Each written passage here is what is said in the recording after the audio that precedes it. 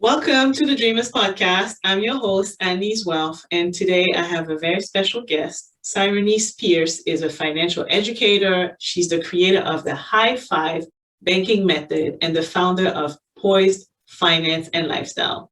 She focuses on helping her community manage their finances and lifestyle with Poised.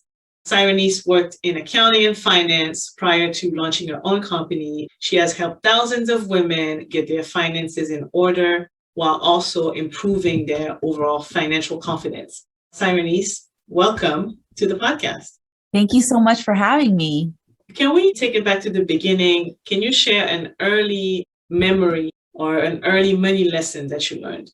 I think the biggest money lesson I learned in my youth when I was still in high school was that debt sometimes can be used as leverage, but a lot of times for the common person like you and me, it's not really utilized as leverage if we do not have a secure foundation underneath it. And for us to be able to afford our comfortabilities and things that we're trying to leverage. And I learned that lesson during the '08 recession. My family was highly affected, like so many other families I know, all over the country where they bought homes they wanted to be in and they wanted to put their family in a better position. And when times are good, times are good. But unfortunately, with the '08 recession, that also brought a lot of downturn financially and for a lot of families as well.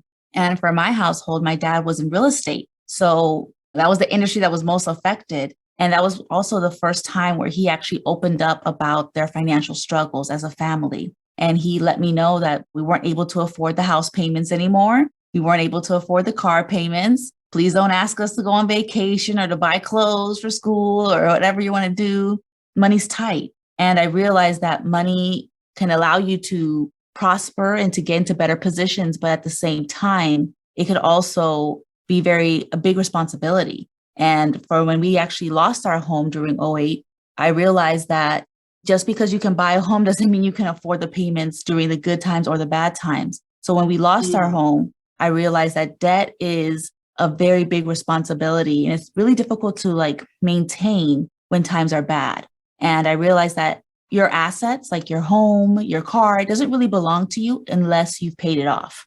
And that's a big lesson that a lot of people don't realize. They think, I can afford the down payment. I can afford the payments. Everything's good during good times. But then when times get a little rough and they can't afford the payments anymore, that bank will snatch up that car, that house, and kind of mess up your credit. And it'll be very difficult for you to get back on your feet. So it's really important to make sure that when we're leveraging debt, to be aware of not just how we can manage our debt during the good times, but also during the bad times. Is that one of the reasons that motivated you to pay off $99,000 of debt in 5 years? Absolutely. It was a very big pillar of one of the reasons why I decided to pay off debt and to actually get into the finance industry. At first, I was going to school for pharmacy and I really wasn't in it for the right reasons. I was in it because of the financial stability. I was looking for a career at that point that was recession proof. And I wasn't really being truthful to myself of what I loved and what I was passionate about. And when I realized that there are strategies and systems and different resources available for our community to really not get damaged every single time there's a recession, every time we lose our job, prepare ourselves for retirement, if there's a sudden death in the family. There's ways to protect ourselves, but we don't know about these situations or these strategies. So we have to get well informed. And that's when I started learning about financial planning. And I fell in love with financial planning. And it was so funny because that was the first time that course was actually being taught at my university. I felt so liberated. I was like, oh my gosh, there's ways that we can live so we can build wealth and retire and help our kids go to college without having all the student loan debt, buy property and not lose it after we lose our jobs and all of these difficult situations arise. And I felt empowered to, I can actually take control of my financial situation. I don't have to continue playing a victim.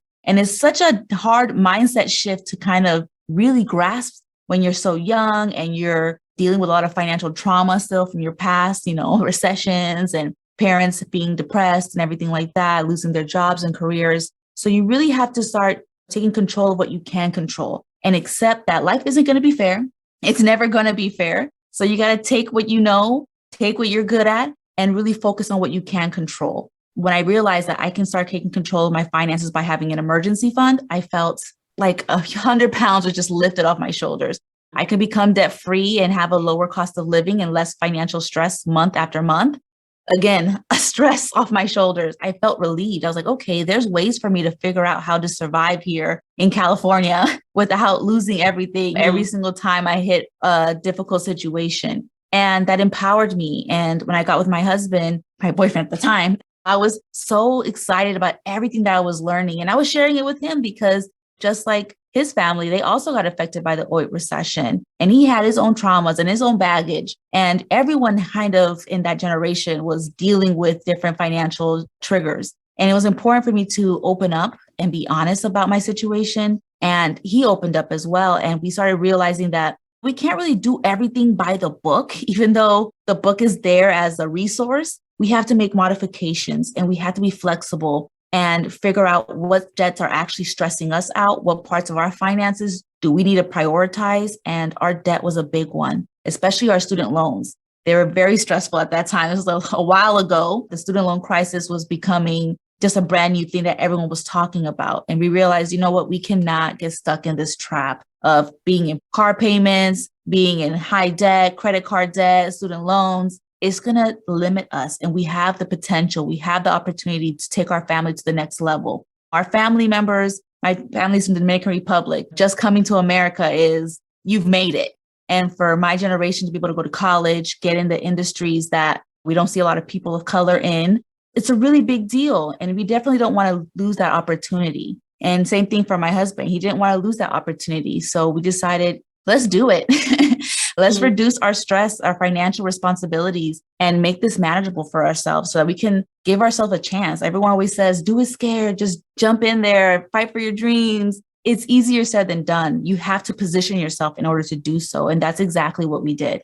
We're like, you know what? We're not going to get stuck in this trap. We're going to pay off these student loans. We're going to get married and we're going to cash flow that wedding so we don't have to come back home after our honeymoon stressed out under bills, what we're supposed to be doing, and do it in our own terms. It worked out for us. And I shared my story. People resonate with it. I know a lot of people that are Dominican and people in my husband's hometown, Alabama, they're still in shock. They're like, how did you do it? You said so much right now. I don't even know what I'm going to tackle first. But you want to hear something funny? I also was studying pharmacy and I switched to accounting. Oh my God, that's hilarious. So I actually switched from pharmacy to accounting. And then they had that program, financial planning, that just started. And I was like, I'm really interested in this. Let me go ahead and transition into that officially. And again, it was once in a lifetime thing because when you're in college and you're young, you just don't know what careers are really available. And I feel like that's something, one of the most difficult choices that you make when you're so young, trying to pick what are you going to do for the rest of your life. If you make a bad decision, you are going to get stuck with all these student loans. So make the right decision. So it's like, oh my gosh, they need to have more courses or something to kind of educate people on different career paths. And when I learned about that career path, I was like, you know what, this is for me. And that's one of the main reasons why I decided to teach financial literacy and really focus my content around the minority community, women, millennials, young people who are trying to do the best that we can with what we got. And we need to start maneuvering and positioning ourselves to get there. With financial planning, is just one step closer to that. So I love this industry. It's such a passion of mine. And it's one of the main reasons why I do it. And also one of the main reasons why I had to leave that industry. Like I worked at Merrill Lynch and MetLife and Ameriprise, and all of those big industries, companies, they don't want you to talk about personal finance or paying off debt or what credit cards to use, what retirement accounts or investment accounts, because it goes against legal compliance. One of the only ways that I was able to do this is to separate and do my own thing, because if not, then I'm kind of gatekeeping all of this content and knowledge that our community desperately needs. I feel like our community needs it more than anyone else, to be honest, because our families come here from other countries, especially if they're immigrants or low income or wherever a situation it may be. And they just have no idea about what an IRA is. They have no idea that you can have multiple savings accounts that have purpose. They have no idea about these different strategies because back home, it's just back in the DR, for example, where our family's from, it's either you do real estate or you have a farm or a business and you manage everything in cash. Cash is the way that everything's managed. You don't have bank accounts, you don't have investment accounts, you don't have insurance and things of that nature to that level. So it's kind of overwhelming. And we kind of forget that our community, we don't really have banks and financial institutions in our communities. And you see that all the time, even now. I went to go visit my grandmother in the Bronx and I'm like, God, where are all the banks at? And they're like, oh, it's in the banking industry, the finance industry. That's in Manhattan. That's where all the banks are really at. And I was like, this is crazy. You would think that it would be everywhere, but instead we have cash loan locations in our communities. We have all of the businesses that aren't really helping us build wealth. They're kind of pulling us down and making us compliant. And it's hard to see. After you see it, you're like, I can't unsee this. This is very, very important, right? Because in underserved communities, that's the access to banking is an issue. And so that's when you land in predatory lending territory. It's easy to look at people and say, how did you sign up for this? But if you didn't even know that you had other options, what were you supposed to do? Exactly.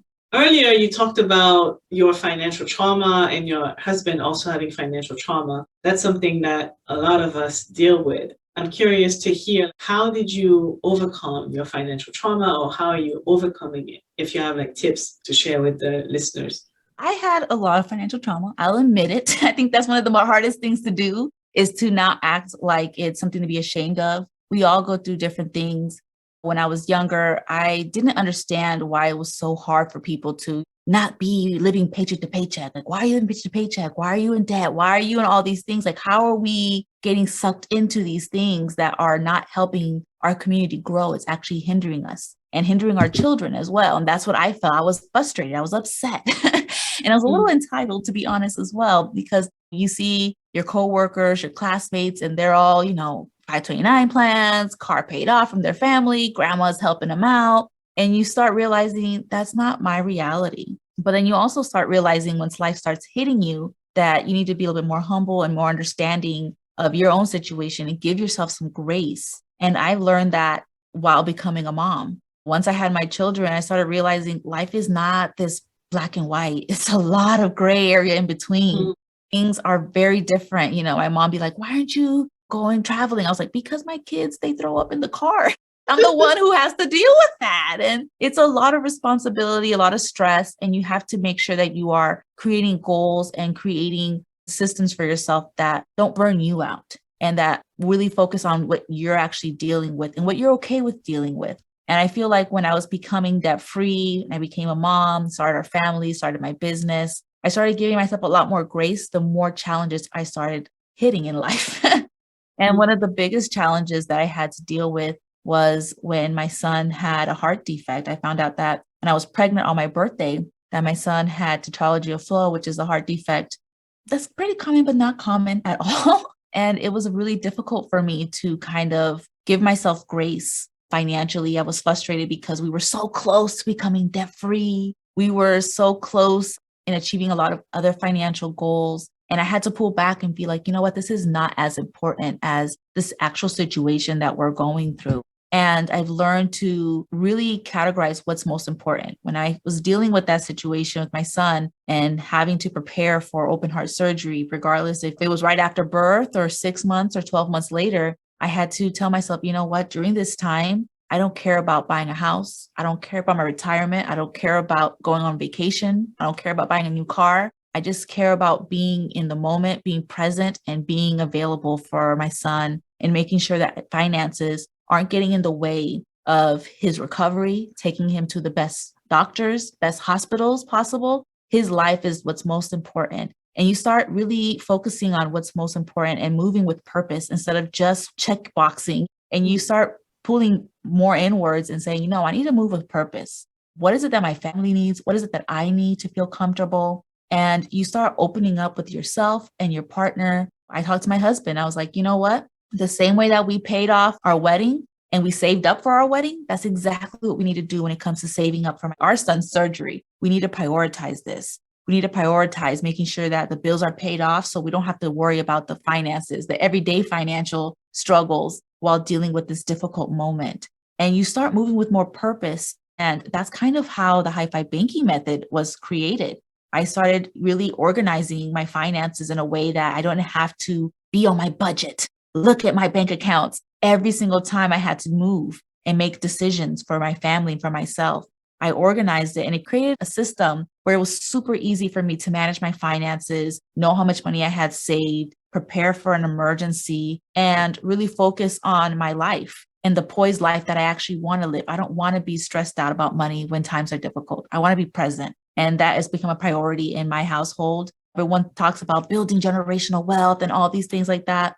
Wealth is my health, my family's health, our peace of mind, being in a community and an environment that we are happy, that we are growing, where my kids can get speech therapy if they need it, go to a doctor if they need to, and not feel stressed out. Because when I look at my family members back home in the DR, going to the hospital is either you go to the hospital or you're not putting food on the table.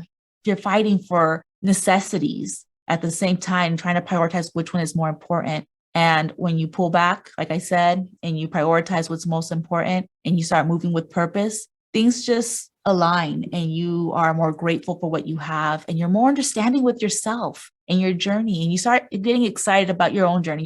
I love everything you just said. Well, first of all, I'm very sorry to hear about what you had to go through and your son and the surgery. I hope everything is fine now. Yes, his surgery was a success and he's doing great. You probably wouldn't even know that he had a heart defect or anything like that. Little boy is like a lightning bolt. He's always running around, having fun, and it's a blessing to see. It's amazing that you share that because I think it's a reminder that in life you make plans, right? But life happens. And so you have to be prepared to deal with life when it happens. I know, I have twin girls and they were born 2.5 months early. So they spent 2 months in the NICU. That was a shock, not only for us as parents, but also like to our finances. So again, life happens. It's good to be as prepared as you can so that you can face these difficult situations when they happen, as opposed to being in debt and getting into even more debt to get out of that situation. Yes. On CNBC, you talked about the High-5 banking method. Can you tell me more about it? The High-5 banking method is a simple way to organize your finances with purpose. It's focused around your bank accounts. And it's actually composed of 5 bank accounts, 2 checking accounts and 3 savings accounts. The first checking account is going to be for your bills. This is going to be your mandatory expenses. We all have them: housing, transportation, groceries, healthcare, all of the big bangers that we all need to survive. The next checking account is going to be for your lifestyle. Regardless if you want to admit it or not, we all have a lifestyle. We have hobbies, things that we want to do, entertainment, things for fun. And then when it comes to the 3 savings accounts, the first one's going to be for your emergency fund. This is one of the most important savings accounts I think that everyone needs. This is making sure that you have money set aside for any unexpected emergencies, hospital bills, if you get laid off, big things, things that you have to prepare for financially.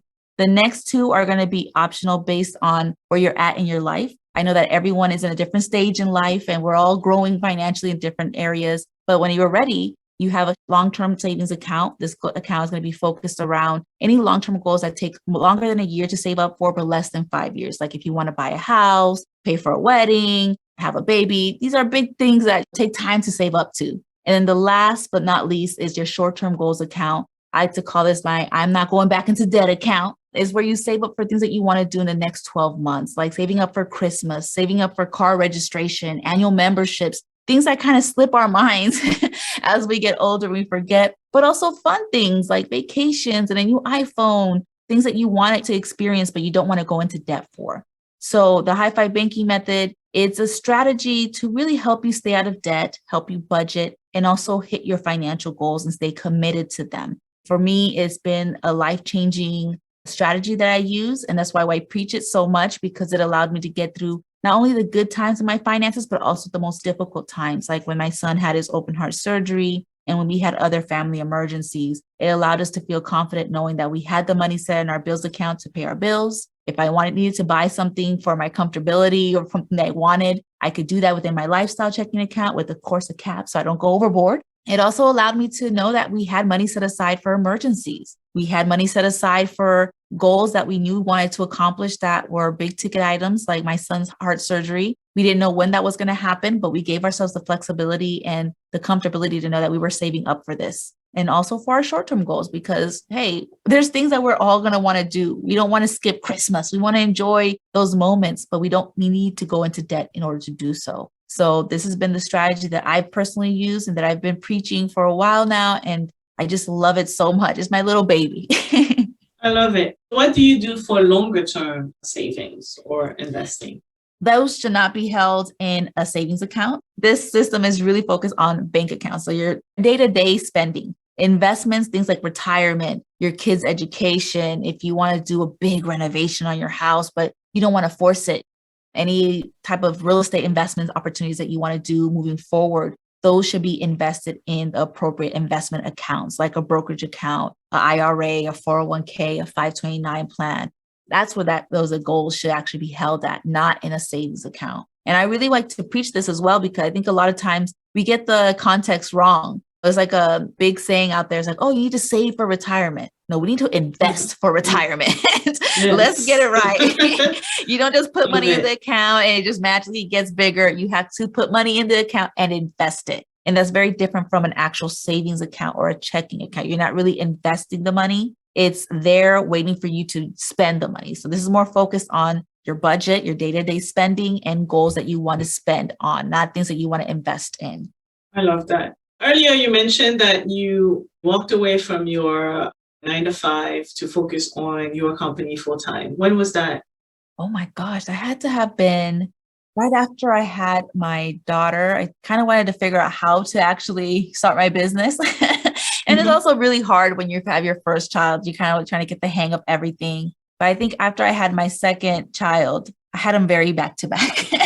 They're only 18 months separate. I started my business and I was very motivated, especially with everything that went through with my son. I thought it was kind of like a sign. You have to share what you've experienced, share what's working for you. And I think one of the most difficult things that I realized was how much it was needed. Even though people, my friends and family were kind of embarrassed to share with me their budget and create a financial plan, when I saw the other parents at the hospital that were also having to do open heart surgery and how they had to quit their job because they couldn't get time off, they had to sleep in their car, they didn't have money for a hotel, they didn't have money for the surgery, they were going to go do Uber while their child was in open heart surgery. You start realizing how grateful and how privileged you are, how lucky you are. If there's a way for me to help people prepare for difficult times, if there's a way to reduce people's financial stress and really focus on their family, their goals, their ambitions, let's do that.